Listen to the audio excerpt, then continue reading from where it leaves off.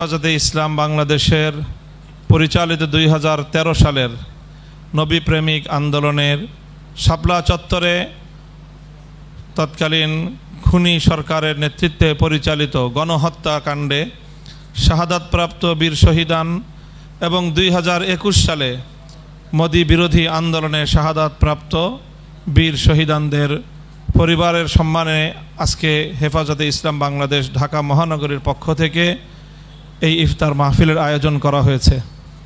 এটি হেফাজতে ইসলামের পক্ষ থেকে ধারাবাহিক একটি উদ্যোগের অংশবিশেষ। আসলে মূলত রমজানুল মুবারকের দিনে আপনাদেরকে দূর দূরান্ত থেকে কষ্ট করে এখানে উপস্থিত হওয়ার আমন্ত্রণটাই এখানে একমাত্র বিষয় নয়, বরং অনেকগুলো বিষয় এবং অনেকগুলো উদ্যোগের আজকে একটি সূচনা। তার মধ্যে অন্যতম একটি হলো যে শহীদ পরিবারগুলোর পরস্পর একটা দেখা সাক্ষাৎ, এক জায়গায় একত্রিত হওয়া।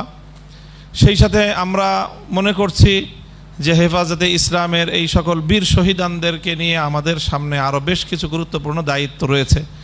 ইতিমধ্যে হেফাজতে ইসলাম বাংলাদেশের পক্ষ থেকে আন্তর্জাতিক অপরাধ ট্রাইব্যুনালে মামলা দায়ের করা হয়েছে এবং আপনারা জানেন যে সেই মামলায় মূল প্রকৃত অপরাধীদের শীর্ষ 9 জন সহ 9 জনের বিরুদ্ধে আন্তর্জাতিক অপরাধ ট্রাইব্যুনাল থেকে আদালত থেকে ওয়ারেন্ট ইস্যু হয়েছে এবং আমরা আশা করছি যে এটি বিচারের মাধ্যমে বাংলাদেশের মানুষ প্রত্যক্ষ করবে যে শাপলা চত্বরে নবী প্রেমিকদেরকে হত্যাকারী খুনিদের বিচার বাংলার মাটিতে বাস্তবায়িত হবে ইনশাআল্লাহ।